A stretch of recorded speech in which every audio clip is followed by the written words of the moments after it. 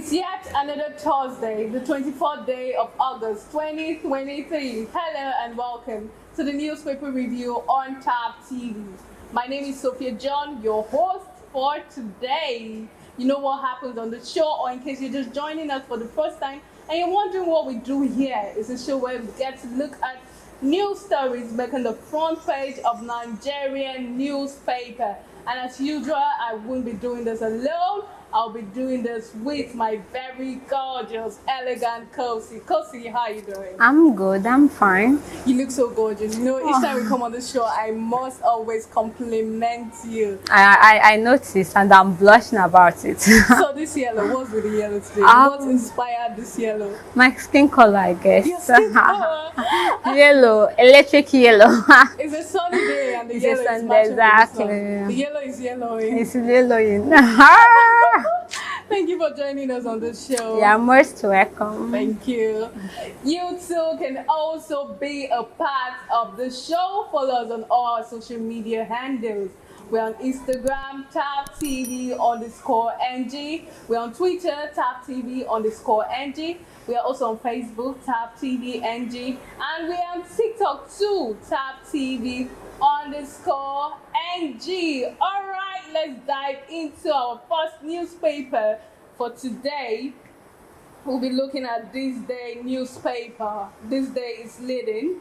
UK Defense Minister will work with ECOWAS to restore democracy in Niger. You can read that up on page 10 of This Day newspaper. Obaseki, I am shocked, scared of FG lack of plans for Nigeria after ending subsidy. Let's see a sub-headlines under that says palliative are decisive, promises to support Edo people. Can read that up also on page 10 of This Day newspaper. CBN faults JP Morgan's $3.7 billion estimate of Nigerians' net reserves, says no cause for alarm. That's also on page 10 of This Day newspaper. Wagner Group leader Prigozhin dies in plane crash in Russia. Can read that up on page 10 of This Day newspaper. And that's all we'll be taking on This Day newspaper. Kosi, I would like you to share your thoughts on the story on page 10. Obaseki, I am shocked, scared of FG lack of plans for Nigerians after ending the subsidy. Oh, this subsidy removal has been like the talk of the day. Ever since the President Bola Ahmed Tinubu administration started, the subsidy was removed, and we saw how that affected Nigerians. Exactly. What do you expect? We weren't prepared for it. Yes, we weren't prepared. There was no plan. And there was no plan to cushion the effect of it. We just got our president on his inauguration day saying no more subsidy. Right. And it we was saw like the a effect bomb. of that. We saw the effect of that. We saw what happened. The road that day was crazy. The next day, okay, it's the road that evening and even the next day was so crazy. It was crazy. It's as if filling station they started increasing the price of people. Exactly. There was a lot of things going on. Even the price of transportation was high. We are even still trying to heal from that. We are not yet balanced, although the government promised us palliatives, and we heard that there's an allocation of 5 billion naira palliative for each state, and also the grains for farmers. Exactly. So we are yet to hear how that will be distributed. We are here to, I think some states came out to say they have not received theirs. Speaking about Castinas, that say they got just 2 billion from the planned 5 billion naira palliative. Exactly. So, Jose, I'd like you to share your thought on this. You've said it all, but to me, I feel that palliative in this country is a big scam and a way of embezzling money, because the politicians actually they use it as a means to loot and do money laundering. Yes. So President Bola Tinubu bringing this palliative and saying that this should disburse 5 billion to each state, and most states have not received it. So it's really quite sad that till now most states have not received their palliative money. And I don't know what the government is actually doing about it, because these people are meant to heed to the instruction given to them. And since I feel the right thing to do is that once he made such policies, President Tinubu is supposed to bring out committees, right? Yes. Committees that will be in charge of it, so that whatever happens to it, those people would be held responsible. But no, they cannot, because we Nigerians, we are used to, once this type of thing comes out, the first thing we're going to look at is what are we going to benefit from it, how are we going to benefit, how are we going to loot the money, what are the measures, what are the things they will bring out that will say, okay, this is what we use this money to do. They actually put it in their purse. So I feel if actually the government wanted it to be shared equally and carried out effectively, they should have brought out committees, and those committees will be responsible. And before they bring out those committees, those people must be thoroughly screened to know that, yeah, they are people of integrity. Yeah, in spite of corruption has actually rooted deep into Nigerians. Yes. But there are still people out there who can be swayed easily by money.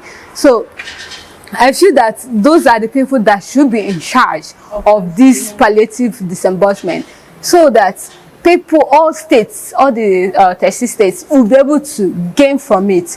And the state governments, once they receive it, they should make sure that which they has assigned for it to be used, according to what they said, they assigned for it to be used to buy 40,000 bags of rice, 40,000 bags of grain. At least it's much better, because we mostly have depended on oil. Because Nigerians, we are blessed. Nigeria is actually blessed with petroleum. But the issue we have in is refinery, right? And we've seen instances as of beginning of this month, President Tinubu already promised that the Port Harcourt refinery will start working, right? And I don't know if that's going to happen, but because judging from the past experience, past things that has been happening, that where we've seen instances where the government to come out openly to tell us that they will do a certain or carry out a certain project, but at the end of the day, before they even leave the seats, nothing, those projects will be sidelined, which is wrong. You understand? What I feel Nigerians need a stable government, a government that once they say something, they implement it. Yeah. And not bringing out policies, keeping our hopes high, only for at the end of the day we'll just see that none of it is being implemented. And the few of them that has been that they will even carry out, it will have some loopholes, you understand. And in terms of this, I applaud Governor Obaseki for not hoping on the federal government, for actually looking inwardly and trying to see or to know how to cushion the effect of the fuel subsidy, you understand, in the lives of in the citizens of Edo State, right? And I really applaud him. Why? Because he is able to put the interest of the citizen first before any other thing. They openly came out to say that they have not gotten the palliative which is supposed to have been given to them, because this policy, this thing was met, it's almost going to a month now, right? And I don't know why they are still wasting time with it. And this type of thing, once such money is gone, no matter, nobody will be able to come out and give account for it. You understand? For you to see the type of system we have. So I feel that Nigerians, the government also should please, once they put a policy, they should make do with it. That's my own honest thing here. All right, thank you very much for that beautiful contribution. we move over to our next newspaper for today, the Daily Times newspaper. The Daily Times is leading with a story, 3 days in office, scandal rocks at Minister Musawa. You can see a sub-headline under that. She's a serving youth corps member / minister. NYSC described status as illegal, faces 2-year jail term, likely to face the fate of the former finance minister. What's the role of the Senate? DSS condemned. You can find out all on page 5 of the Daily Times newspaper. FCTA denies report of bid to demolish 6,000 houses. Wike's use of 300 million naira bulletproof vehicles. You can read that up on page 11 of the Daily Times. Speaker urges committee on NHF to be guided by fairness. That's on page 19 of the Daily Times. NSIA plunged $1 billion into third-party investment. More of that on page 5 of the Daily Times. NDDC, KPMG signs new deal. More on that on page 4 of the Daily Times newspaper. And that's all we'll be taking on the Daily Times. Of course, I would like you to share your thoughts on the lead story here on the Daily Times. 3 days in office, scandal rocks at Minister Musawa. I'd like you to share your thoughts on that. All right. She's a serving youth corps member, exactly. and also a minister. It's quite funny It's very funny. but the fact that before she was approved to become a serving minister, right? That's some protocols you are duly followed, right? She was thoroughly screened. And thoroughly screened. Exactly. Let's take it for instance that she was thoroughly screened. Because you are supposed to present your NYSC certificate. Your screening is not thorough, rather, if you don't have your certificate. I know the reason why I said thoroughly screened. It's kind of I'm trying to mimic them, right? Okay. That she was supposed to be thoroughly screened, right? And coming out only for some pro-democratic group to point out, to bring her out, you understand?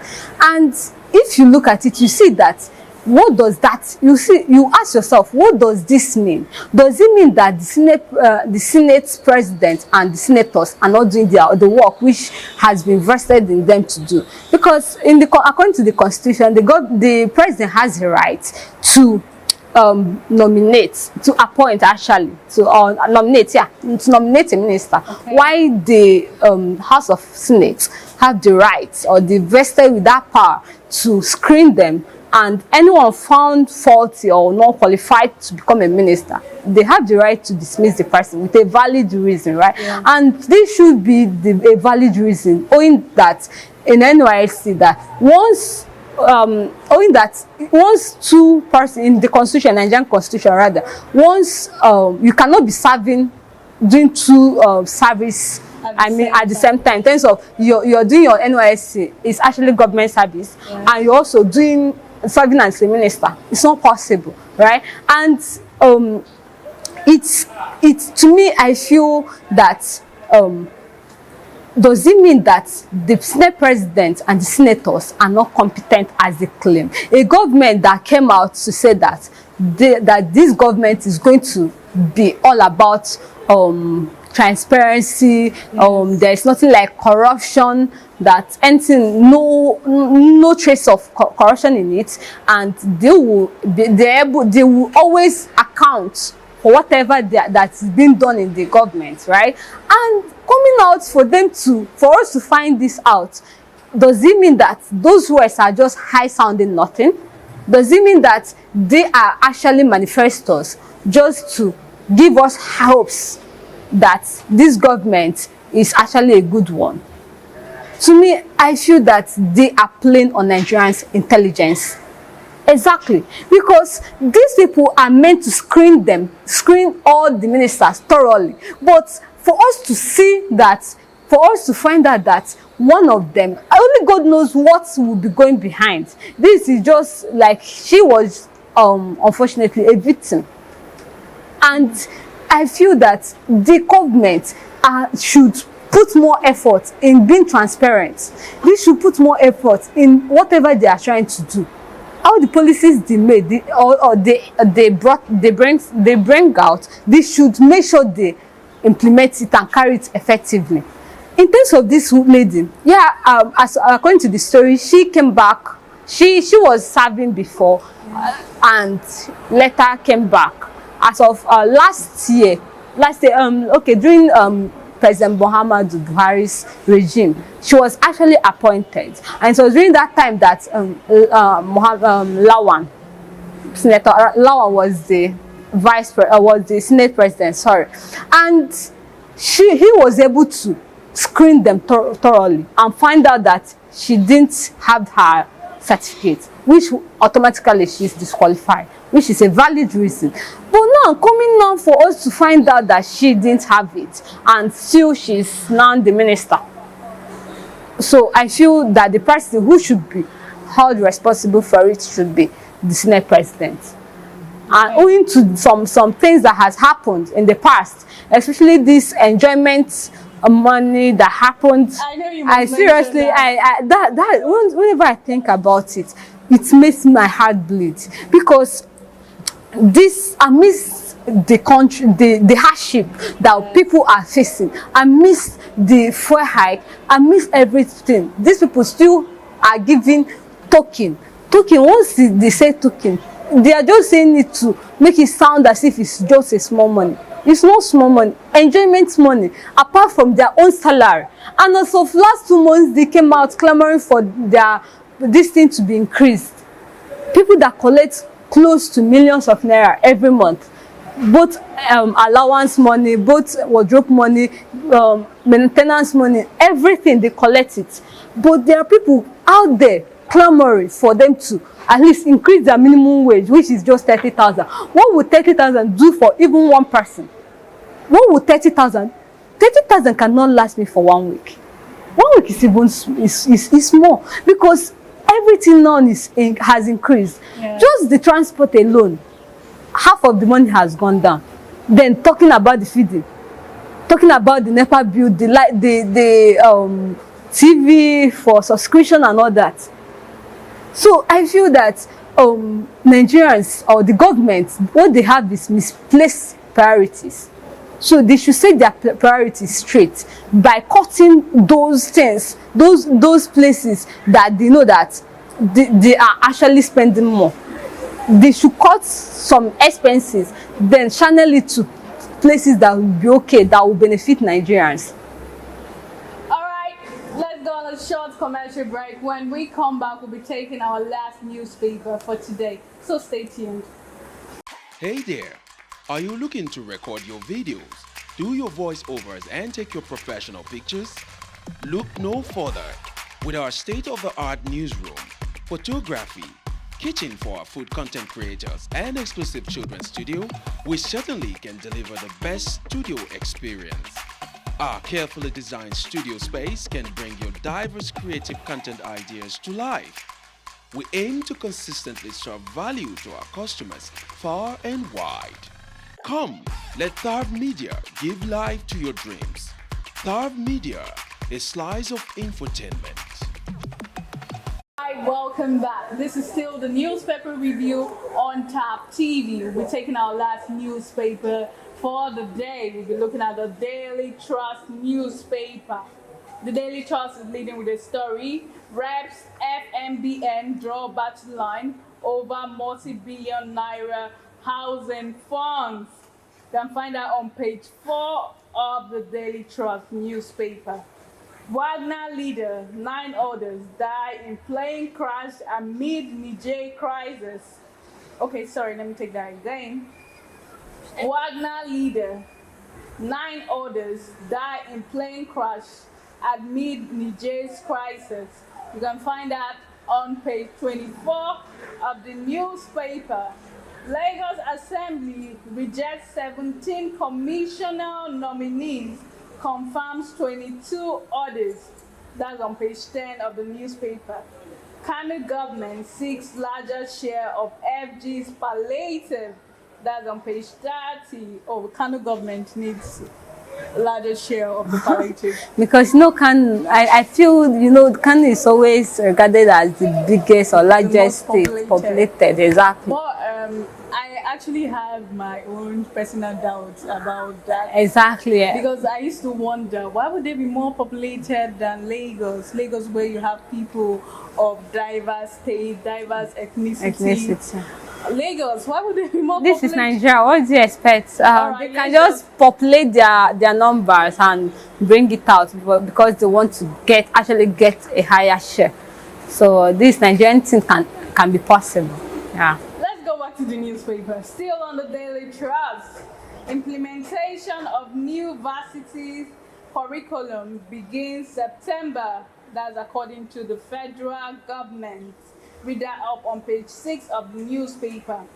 APC replaces Kyari Edu 5 orders, strategizes to win Bayelsa, retains Kogi, Imo State. You can read that up on page 10 of the newspaper. Nigerian crude oil production fell to 1.29 mbpd in July. That's on page 19 of the Daily Trust. 94-year-old man arrested for raping minor in Adamawa. That's on page 7 of the Daily Trust. Oh, 94 years old man arrested for raping a minor. That's actually my great grandfather now. Stories like this. That's really the country. That's the country you're in. It's really a sad one, and women, young girls are mostly victims to all that. Which leaves the parents a greater role to play in this. Yes, parents have a greater role to play in enlightening their young children. And to know when they are being deceived, when they are being deceived to or lured into doing something that they are not meant to be doing. And also, most parents, I feel they tend to shy away from sex education, which is wrong, which is something that is supposed to put in place. Because if you don't tell these young kids at that age, if you don't enlighten and educate them on it, who will do that? And even in school, they don't like go deep. So it's just you as a parent, so it's your duty to educate them on do's and don'ts. You understand? Yeah. I'm not just telling you if you sit on a man's lap, you get pregnant, do something. It's bullshit. Tell them those instances. Make it clear to them for them to know, so that once they see those things, they'll see, okay, yeah, this person actually wants to take advantage of me and all that. All right, that's all we'll be taking on the Daily Trust newspaper. Jose, I would like you to share your thoughts on the story on page 24.